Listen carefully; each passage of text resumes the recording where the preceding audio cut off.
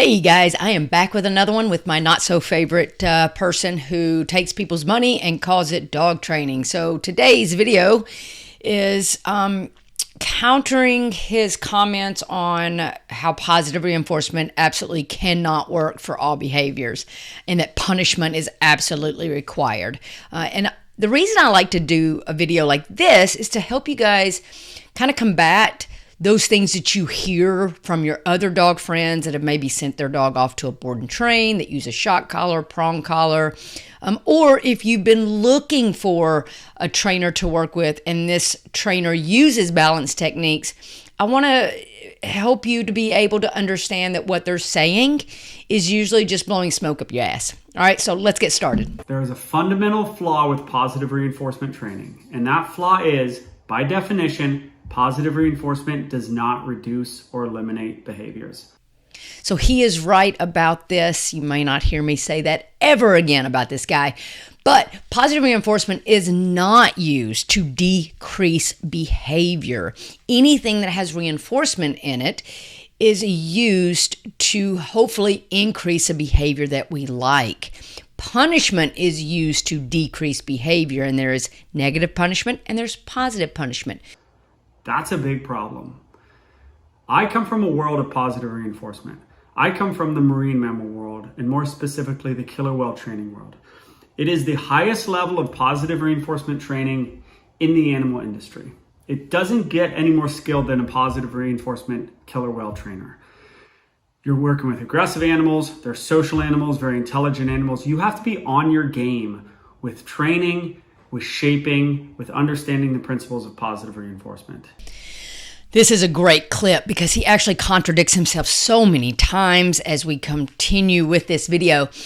As he talks about that marine mammal trainers, there is no using positive punishment, right? You can't put a shock collar or a prong collar or do a leash yank to a whale. That's not going to make a difference.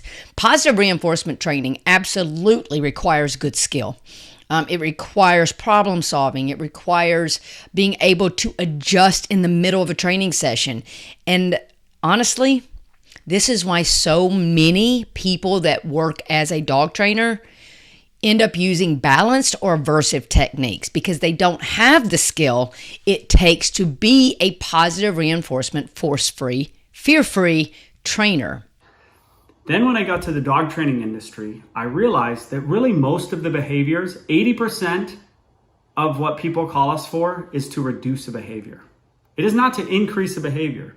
It's to get rid of a bad behavior. By definition, positive reinforcement does not do that. That's a big problem for the positive reinforcement folks. Actually, it's not a big problem at all because typically when we look at dogs and we see that there are behaviors that need to be decreased, the first thing we're going to do is we're going to find out what the underlying motivator is for that behavior.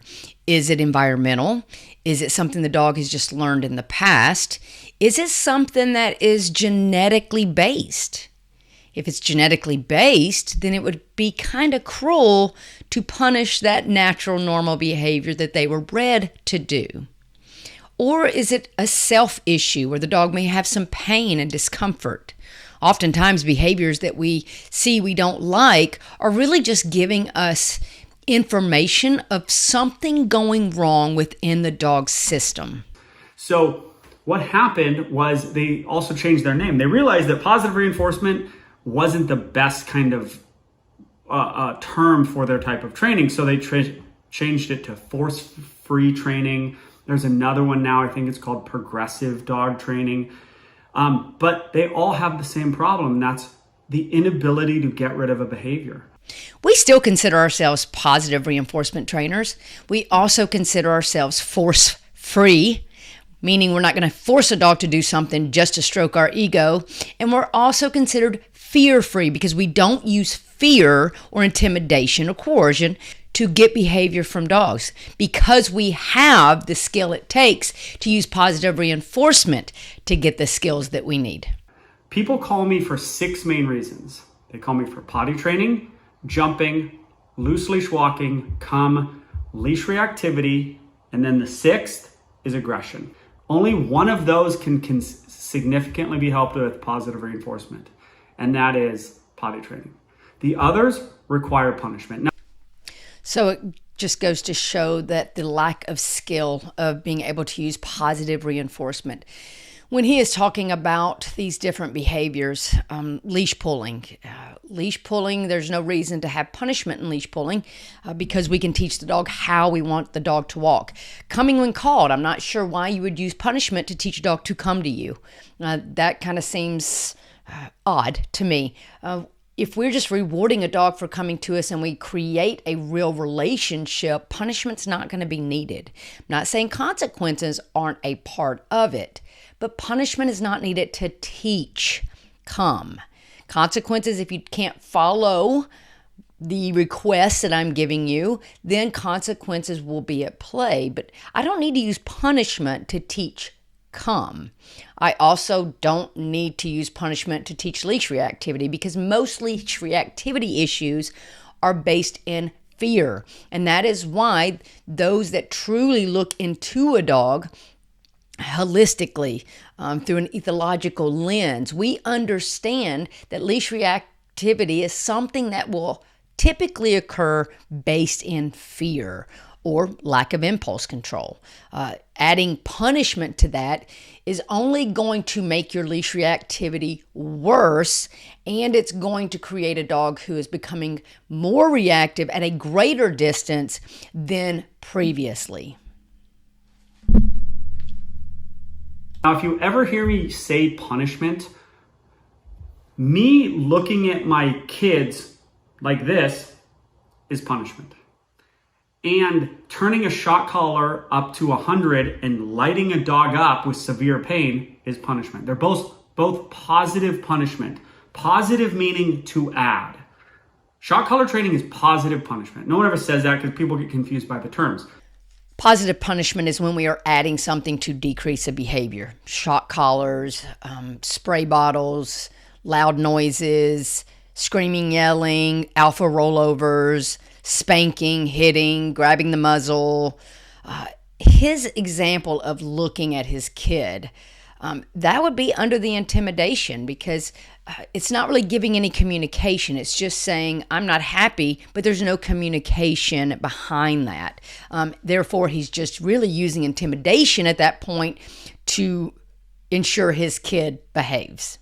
How you get rid of a behavior is by using punishment. Now, the positive reinforcement folks, they tried to get around this. They kind of said, okay, we don't have a way to get rid of behaviors, and that's 80% of the industry. So it kind of shows me that he doesn't truly understand about positive reinforcement.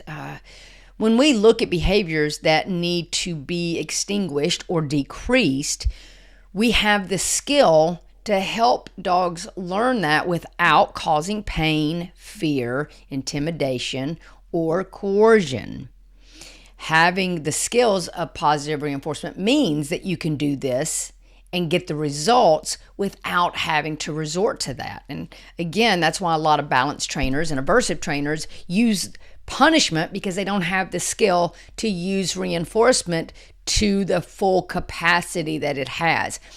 The use of reinforcement, if you can teach a killer well to jump through a hoop using positive reinforcement, then you should be able to teach your dog to walk on a leash using positive reinforcement. So those that say you can't, tell me they just don't know how. Therefore, they have to resort to using punishment. The clients call for getting rid of behavior. So what are we going to do? Okay, so they learned through conferences and books from the marine mammal folks who came over. By the way, the marine mammal folks are not good dog trainers. Well, I know at least one former mammal trainer that's not a good dog trainer. The leaders of these positive reinforcement dog trainers are the marine mammal folks. Karen Pryor, Ken Ramirez, and they're not good dog trainers. Try to find any of these folks in a home working to reduce dog-on-dog aggression. You'll never find it. I love how he mentioned two of the top dogs in our industry who really did bring positive reinforcement to the forefront to create kind of a lane to avoid all of this aversive training and myth busting of dominance alpha theory. So they've done a phenomenal job, and Karen Pryor actually has her own, university now where they are training other trainers to use positive reinforcement. And I don't know what videos he's watching or who he's kind of been talking to, but that is all I do as a positive reinforcement trainer and a canine behavior specialist, is deal with difficult issues such as interpack aggression, fear aggression, aggression towards other dogs, aggression towards people, severe anxiety, phobias, fear. Those are all the things that I deal with as a professional positive dog trainer. How about leash reactivity? That's what people are calling about. People don't call dog trainers for sits and downs. That's easy. I use positive reinforcement for that exclusively. I never pull a dog down to the ground. It doesn't work. Plus, it's so easy to use a treat. It takes time sometimes with down or sit. I never push a dog's butt down. Again, positive punishment, right? Punishment. Adding something. Actually get called all the time to teach just basic manners and real life manners. And it is easy to teach those things using positive reinforcement. Now, at the very end of that clip, he again just shows that he doesn't really understand what he's talking about. Pushing a dog's butt to the floor is not positive punishment. That is forcing a dog into a sit, because remember, positive punishment is adding something to decrease a behavior. And if you're getting a dog to sit, there's no behavior really decreasing other than stand. But no, pushing a dog's butt on the floor is forceful, but it is not positive punishment. These folks don't know how to get rid of behaviors. So the marine mammal folks said, okay, you guys should use something, and we use something, being the marine mammal folks, something called DRO and DRI, differential reinforcement of other behavior and differential reinforcement of incompatible behavior. And what that means is a big fancy word that means we're gonna reinforce them when they're not doing the behavior we wanna reduce. So we're not gonna punish the bad behavior, we're just gonna reinforce everything around that behavior. So, counter surfing, and it doesn't work. DRO and DRI essentially don't work. They don't work for dog training. It always baffles me that when we know reinforcement works to train marine mammals, why we think all of a sudden it can't work with other organisms like a dog who is already domesticated with humans and with this world. But for him to say it doesn't work in dog training, again, tells me he doesn't know how to use it in dog training, which means he doesn't truly understand the canine. He doesn't understand the development process. He doesn't understand the genetic aspect, right? It's just like, I'm really good at training dogs, but I don't know enough about whales to go train a whale. So to say again that this is not something that can be used in dog training is like saying a car can only drive on asphalt and cannot drive on, say, dirt. To me, that just sounds like more of a driver's issue, not a concept issue. Counter surfing.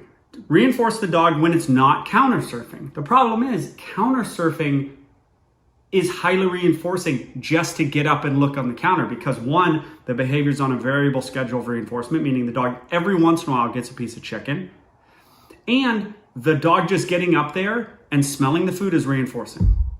So reinforcing them not jumping on the counter will never stop the jumping on the counter, because the reinforcement for getting up there is greater than the reinforcement they get when they're not getting up there. There are a few things I need to unpack here. So jumping up on a counter.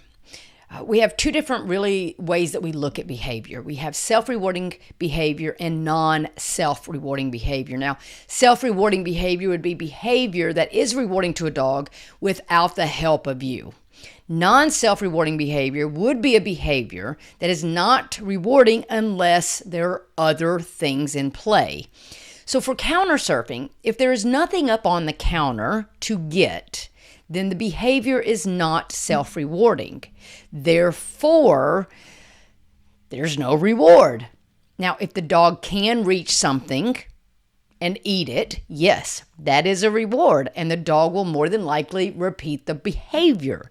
If a dog never gets a reward, for counter surfing, if they never get a piece of food, or if they just get 1 or 2 pieces of food, but yet they have, say, 15, 20 times they've been rewarded for 4 on the floor around the counters, then the dog is going to choose to do 4 on the floor instead of counter surfing because the rewards happen on the floor and not on the counter. But the dog has to try the behavior in order to see if there is a reward. If dogs didn't try behavior, we wouldn't capture the majority of the good behavior that we do get. It's a double whammy because the dog goes bark, bark, bark. I'm getting this barking out of me. It's making me feel good, and I'm getting a reaction out of that dog. And then mom lures me, I get a treat, and then I go back to barking. It's terrible. Or creating distance in class. I create distance too in a dog training class. But it can't be the only thing, because that's not the real life. Walking down the street and just avoiding dogs on walks, that ain't real life. This is an issue for me that is very frustrating because it's like he has forgotten the concept of actually teaching. He's talking about you got to use distance, but it can't be the only thing. Yeah, no shit. But distance is a really great way to set your dog up for success instead of putting your dog in a situation to where they are not comfortable and they are exhibiting behavior that is not conducive to the moment or to their mental or physical health.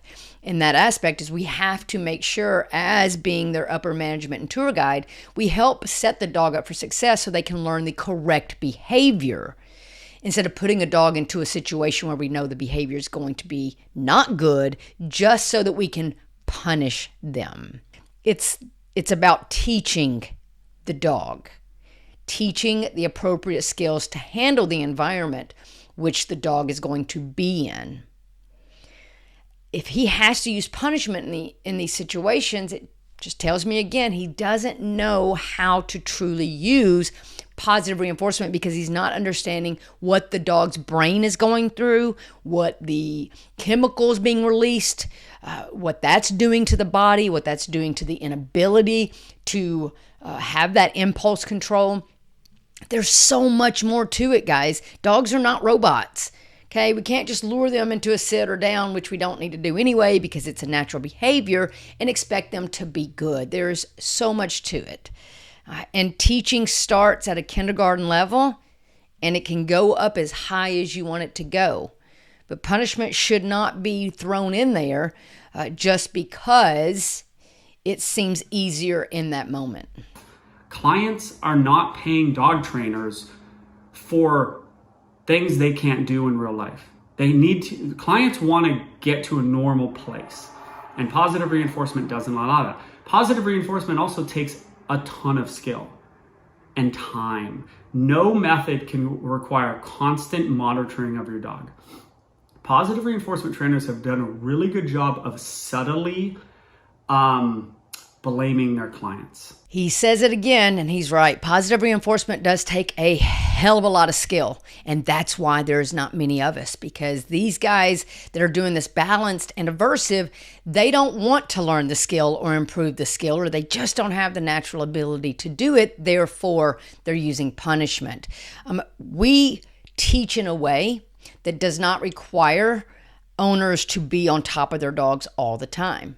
We teach dogs how to have agency over themselves, how to make good decisions. We set expectations. We support them whenever they are struggling with something that's in the environment. We help dogs and owners have a real relationship. Again, when I say punishment, here's how this works, okay? There's a continuum. There's neutral. Let's take counter surfing, for example, jumping up on the counter. Okay, it is this reinforcing. Reinforce goes over here, punishing goes over here. It's this reinforcing to get up on there. Here's neutral. It's this reinforcing. It's not super reinforcing because they don't get a stake every time. It's right here. Our punishment needs to be here. Just beyond the same distance this way that the reinforce. Do we need a shot collar at 100? That's over here on the punishing scale. Now, I've never used shot collars once in my life. I've never used prong collars once in my life. And I never will, because you need to find where that punishment is and just make it a little more punishing than the behavior is reinforcing. So his narrative is always trying to fit what he's trying to say, where a minute ago he talked about how rewarding it is just to stand up and smell the food on a counter. And here he's saying it's really not that reinforcing. So again, he's just trying to fit his narrative and trying to prove why he needs to use punishment. But the bottom line is he has to use punishment because he doesn't know how to use positive reinforcement correctly. And I've already talked about the counter surfing, so I'm not going to go through that again. But don't think that if something is rewarding on a scale of out of 1 to 10, the reward is on a level 4, that in order to punish it, you have to go to a punishment of a level 4. That is not how it works. Jumping. The positive reinforcement answer to jumping is to generally is to sprinkle treats on the ground. That, again, doesn't take into account how unbelievably reinforcing it is to jump on you. Treats may not compete with that. Turn your back or sprinkle treats. How about the turn back method? That's called negative punishment. To take away something reinforcing, hence it's punishing. Negative punishment. Take your attention away. What if they still jump on your back? They're still getting reinforced for being up there. It's rare that the jumping on someone is rewarding if the person that's being jumped on is not giving attention. Typically, jumping is a non-self-rewarding behavior and is only rewarded if the person being jumped on is giving attention, because that's what the dog is going for, your attention. In operant conditioning, taking your attention away from the dog when they're jumping is considered negative punishment. We're taking away that attention to decrease jumping. However, we don't look at it as punishment. We look at it as more of a consequence. As I've said before, consequences should never be physically or emotionally harming to the dog. So if you're dealing with jumping, tossing treats on the floor to teach the dog that there are more rewards when you have 4 on the floor, and taking your attention away when they jump, that's going to teach a dog that jumping doesn't get anything and they might as well just wait with 4 on the floor because better things will come. So how about if you just walk in? I do the shed method. Walk in, give them a little hip check, give them a little knee check, then when they sit, give them love. That's my method.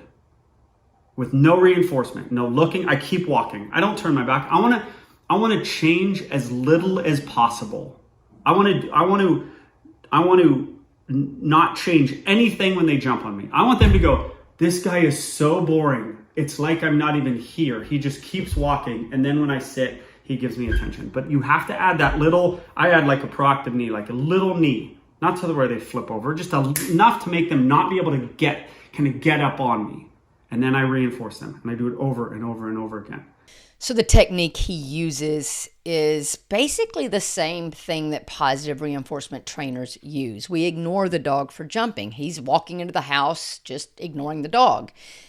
Except when the dog jumps, he adds in a knee or a bump or whatever he wants to call it, therefore giving the dog attention for jumping. So again, the jump isn't rewarding unless you give attention to it. Why not just ignore the dog instead of causing the dog a little discomfort for wanting your attention? I never understood that, why I would punish a dog for wanting to see me. So ignoring is very powerful. Just make sure when the dog has 4 on the floor for 3 to 5 seconds, you do reward the dog. Now, don't do it immediately. I like to have about 3 seconds in between so that we kind of burn that bridge. So the dog doesn't learn that I jump and then I put 4 on the floor. I jump, then I put 4 on the floor. You're going to get that for a little while until the dog starts to understand it's just the 4 on the floor, which is why you need to be proactive. Your dog is going to be 4 on the floor before he jumps on you. So acknowledge that first. And then just take your attention away if he starts to jump. Loose leash walking, okay? Remember the stopping method I told you about? I use treats on loose leash walking. Boom. I use positive reinforcement. Boom, boom, boom. And then when they pull, I give them a correction and I turn the other way. Okay, there's a little bit of punishment in there. And essentially the correction is not the punishment. You want to know what the punishment is? We're taking away the walk. I think the best question would be to ask the dog what the punishment is. And you're not taking away the walk if you're turning and still walking. So you're not taking anything away. You're just adding the discomfort around the dog's neck where there are a ton of nerves. And this video is 4 years old. And I have posted some videos about your leash walking. And you are definitely not using positive reinforcement. You are using positive punishment quite a bit. Come. How about come? I use treats for come. My first way to train a come is with treats. You come to me, you get jackpotted, okay? But there is a moment, them running out of your house and running out on the street, treats don't compete. You know this if you're watching this. Everybody knows this. That's why people call me, okay? So, I use a long leash. At 15 feet on a 20-foot leash, I say, come. They say, no thanks, I'm not on a leash because I'm 15 feet away from you. They don't really know they're not on a leash. They hit the end of the leash. Then they come back, then I treat them. Unless I have to reel them in. If I have to reel them in, they never made a choice to come to me. But if they hit the end of the leash, bink, then they come back, I'll still treat them because there was a choice in the matter. I reinforce choices and I punish choices. If you are using a 20-foot leash for recall, then you're still in the teaching mode. And therefore, if you have to reel them in, you should probably still reward them because they need to know that coming to you is always going to be rewarding. Sometimes that's food, sometimes that's love, sometimes that's toys. Sometimes it's an opportunity to go do something else fun. One thing really disturbs me in the end of this little clip, and that is where he says he wants the dog to make choices, okay? But he rewards choices, but he also punishes choices. But he said that also the dog stopped at the end of the lead and didn't do anything, that he didn't make a choice. But him not doing anything is making a choice. So what it sounds like to me is that the dog is actually getting punished for the wrong choices 2 times more than the right choice. Everything a dog does is going to be a choice. We should not be punishing them physically and making them afraid to make the wrong choice. Otherwise, they're going to stop making choices altogether, which is why it makes it real challenging to teach new behavior. We have to start building confidence up again and teaching the dog to problem solve and not be afraid to do so. And that's one of the hardest things, going from a dog who has been trained using aversive tools and techniques to positive reinforcement, because they don't trust the process to make decisions. And that's where that full compliance comes in, where the dog looks like they're very well behaved when they're really shut down because they're too afraid to make a choice for fear of that correction. Okay. And then eventually, I also do the go get method, where I'm coming to get you. There's no getting out of this. Okay. And that verges on sort of punishment, but it also verges on some dominance stuff, which is very real. Anytime you hear someone that wants to take your money to train your dog say that dominance theory and alpha is real, you need to run, because that means that they're completely uneducated on actually teaching your dog using positive methods and taking in consideration the overall welfare and health of your dog. This video was a little bit easier for me to make because I didn't have to watch him actually abuse dogs. So to kind of finalize things, punishment is not required in the sense of causing pain, fear, and coercion or intimidation, right? It's about teaching what we want using positive methods, supporting a dog when they make mistakes, help guide them into learning the new behavior, or, learning the more appropriate behavior. Consequences are there for, as a part of learning. Consequences can be good, consequences can be bad, but they should never be harmful to your dog's overall well-being physically, meaning they should not cause pain, and emotionally. The dog should not have issues with, fear of doing wrong or anxiety of actually interacting with you for training purposes. That is not what it's about. It's about building those relationships and helping your dog learn the appropriate skills, teaching them to have those choices, even if it's a simple choice of just picking out your own collar, picking out the toy you want to play with, picking out the treat you want to eat.